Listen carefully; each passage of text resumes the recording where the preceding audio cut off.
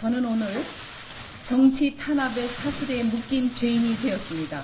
법리에 따른 판결이 아니라 정치 권력이 개입된 불공정한 판결입니다.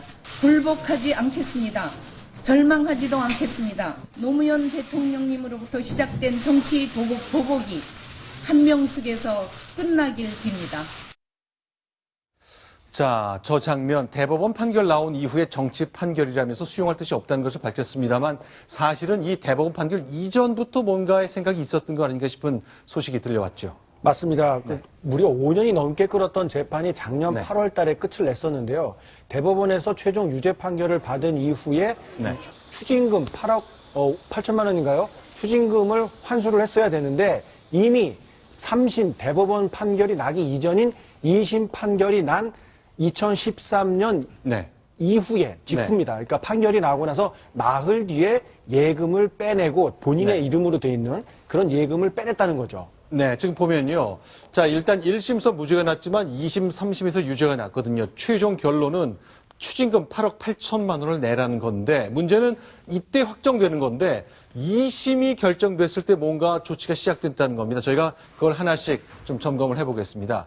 자, 8억 8천만 원을 내야 되잖아요. 그렇죠. 그거를 내지 않기 위해서 뭔가 조치를 한 건데 이게 사실일까 싶을 정도네요. 예, 은행 예금에 본인의 이름으로 2억 2천만 원 넘는 돈이 있었는데 2심 판결이 난 직후에 다 인출이 돼서 추징할 수 없는 상태가 돼버렸고요. 그러니까 대법원 판결 2년 전에 2심 판결이 있었는데 이미 그때 다 인출했다는 거군요. 빼낸 거죠. 그리고 전세보증금도 자기 명의로 돼 있었습니다. 그런데 그 명의가 남편의 명의로 바뀌어져 있는 겁니다.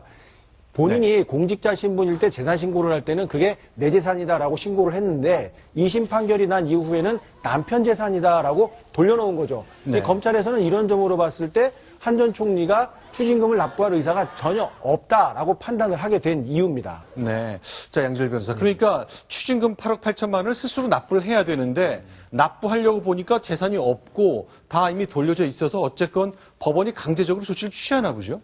법원이 강제적으로 취할 수 있는 게 없습니다. 벌금하고 달리 추징금 같은 경우에는요. 네. 벌금은 이게 내겠으게 할 때 우리 그런 거 많이 들어봤지 않습니까? 네. 하루당 얼마 벌금을 내지 않으면 뭐 이렇게 구치소에 감금을 한다 이런 게 있는데 휴장 노역에 처하고 그런 거죠. 환영조치라고 하는데 그게 될 수가 없는 게 벌금 추징금이기 때문에 네. 사실 그리고 이제 또 다른 어떤 것들 같은 경우에는 이게 뇌물이나 이런 거 같은 경우 조금 더 법원이 강제력을 동원할 수 있는 부분이 있지만 네. 이 정치자금법 위반 같은 경우에는 그렇게 강제력을 동원할 수 있는 부분도 극히 제한돼 있거든요. 자, 그럼 자막을 보니까 영치금 250만 원을 법원이 추징했다는 건데 그거는 이제 영치금이란 게 뭔가요? 일단 맡겨놓는 돈 같은. 우리 저기 그 가끔 이제 무슨 드라마 같은 데서 사식 넣어준다고 하지 않습니까? 아, 그렇죠. 예, 그렇죠. 그게 사식이라고 하는 게 실제로 바깥에서 외부에서 음식 같은 걸 들여보낼 수는 없고 네. 영치금을 입금을 해주면 그걸 이용해서 교도소, 그 구치소 내에서 네. 그 식당에서 개인적으로 사서 먹을 수 있는 그런 데 쓰인 거거든요. 그러니까 뭐 음식도 살 수 있고 생필품 다른 옷가지 같은 경우 아니면 뭐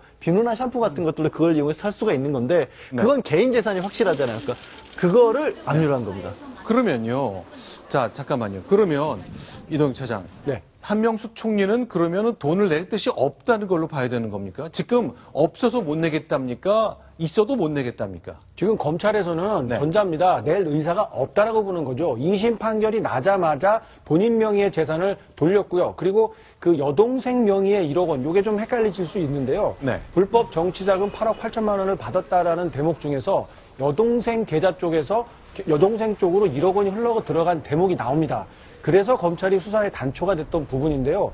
그 재산마저도 여동생의 이름이 아니라 여동생 남편 명의의 전세 보증금으로 돌려놨기 때문에 추징할 수 없게 됐다. 이런 설명을 검찰에서 하고 있습니다. 그러니까 한명숙 전 총리가 받았던 것으로 보이는 1억 원짜리 수표가 여동생한테 여동생의 갔죠. 전세 보증금에 쓰였잖아요. 그렇습니다.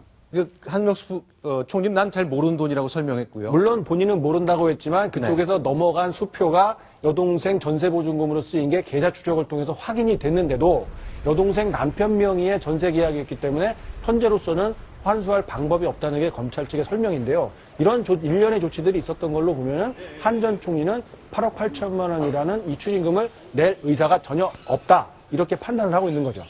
특히 이제 작년 8월에 결국 한명숙 총리가 대법원에서 확정 판결 받은 후에 문재인 대표가 했던 말이 한명숙 총리는 돈을 받은 사실이 없기 때문에 추징금 8억 8천만 원을 낼 돈이 없다. 그러니 우리가 모금을 해서 주자.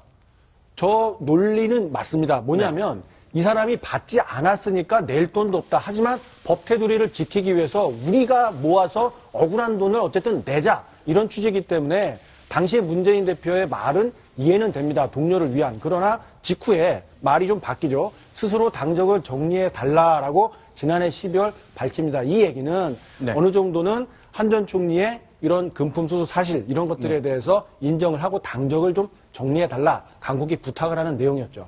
아직은 한 전 총리는 뭐 난 무죄라고 항변을 하고 있고 문재인 전 대표도 한명숙 전 총리는 사법 질서를 따라달라는 취지의 얘기 이런 얘기는 아무것도 한 적이 없지 않습니까? 저 정도의 발언이고 네. 과거보다는 진일보했다고는 하지만 구체적으로 한 전 총리가 무죄다 이런 이야기는 아직 하지는 않고 있습니다. 네. 뭐 제가 생각할 때는 어느 쪽이든 앞으로 예를 들어 저런 경우를 우리가 너무 많이 봐왔잖아요. 네. 자기한테 유리한 판결이 나오면 네. 그 법원의 어떤 그 뭐 구국적 결단이라든가 네. 또는 어떤 뭐 아주 대승적 결단이라 이런 표현을 하고 네. 그것이 아닐 경우에는 정치적 탄압이다. 네. 그 다음에 무슨 뭐 저 정권의 뭐 하수인 역할을 했다라고 하는 거를 너무 많이 봐온 기자로서는 네. 앞으로 적어도 저는 네. 이 법원 판결 문제와 관련해서는 네. 언급을 좀 자제하는 네. 그런 사회 풍토로 가는 것이 저는 낫겠다고 봅니다. 왜냐하면 같은 당이 네. 같은 사안을 놓고 네. 1심에서는 잘했다고 그러고 네. 2심에서는 저기 잘못했다는 그런 뭐라 그럴까요? 그 종이결 움직이듯 한 그런 그 반응을 네. 우리 대한민국의 오피니언 리더들이 정치인들이 하는 걸 보면 볼수록 대한민국 법의 무게는 점점 떨어진다고 보기 때문에 네. 앞으로 적어도 법원 판결 문제에 대해서는 오피니언 리더들의 어떤 그 직업이 언급이 네. 좀 정중해지고 좀 신중해졌으면 좋겠다는 생각을 갖습니다. 저 경우도 마찬가지입니다. 그렇죠. 자, 일단 한명숙 전 국무총리 그 여당 집권당 시절에 이제 당 대표도 지내고 지난번 총선을 당 대표로 공천도 주도하고 그랬었는데요. 자, 이렇게 비리와 연루된 정치인들이 이제 어려운 상황이 계속 이어지고 있습니다. 심지어 오늘 이제 국민의당에서요. 안철수 신당에서는 새로운 입당자가 나왔는데 박준영 전 전남지사거든요. 그런데 같이 당 대표를 했던 김민석 대표는 일단 입당이 어려워졌다면서요. 네, 과거에 이제 불미스러운 일에 휩싸여서 기소됐던 전례가 있기 때문에 네. 입당이 현재로서는 어렵고요. 박준영 지사에 대해서 박준영 지사만 결국 나와서 네. 원래 사실 박준영 전 지사도 신민당을 만들었다가 네. 민주당과 합쳤다가 다시 나와서 국민의당으로 합치는 굉장히 또 갈짓자 행보를 보이긴 했습니다만 네. 김민석 민주당 대표는 박 전 지사의 결정을 존중한다. 국민의당에 합류한 만큼 총선에서 좋은 결론을 내주길 바라고 나는 당을 지키겠다 이렇게 밝혔습니다. 자, 왕년에 떠오르는 스타였던 김민석 전 의원. 자, 30대 후반에 서울시장 후보까지 되면서 2002년까지는 승승장구했습니다만 그 이후로 비리 관련된 두번 차례의 구속을 통해 전혀 이제 중심에 서지 못하는 장면 나오고 있습니다. 자, 같이 당을 대표했으나 박준영 전 지사는 국민의당에 입당해서 전남 지역구에 출마할 뜻을 밝혔고 김민석 전 의원은 결국 담에 남아서 이 상황을 지켜봐야 하는 상황까지 왔습니다. 자, 일단 이렇게 좀 정리를 해야 될 것 같습니다. 한명숙 전 총리 과연 다른 선택을 할 수 있을까요?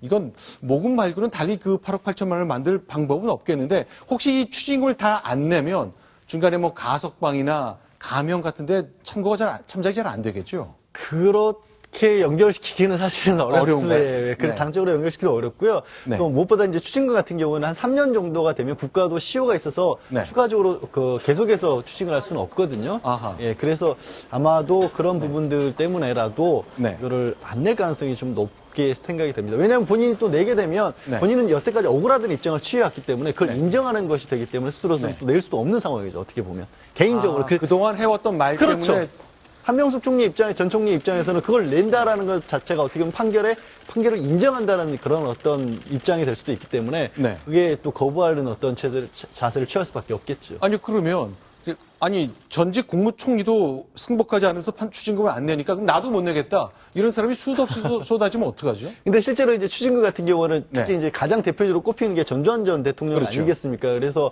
법까지 고쳐가면서 시효도 연장하면서 이렇게 했었는데 네. 그 지적하신 부분들 검찰이나 특히 법원의 판결에 마저도 네. 불복하는 어떤 문화가 사실 고질적인 어떤 병폐거든요. 네. 환수되지 않은 추징금이 엄청나게 많은 거고 그 부분에 대해서는 어떻게 보면은 스스로 전직 총리로서 국가 네. 전체의 기강이라든 국가 전체의 문화를 바꾸는 데는 좀 역행하는 입장이 될 수도 있겠죠.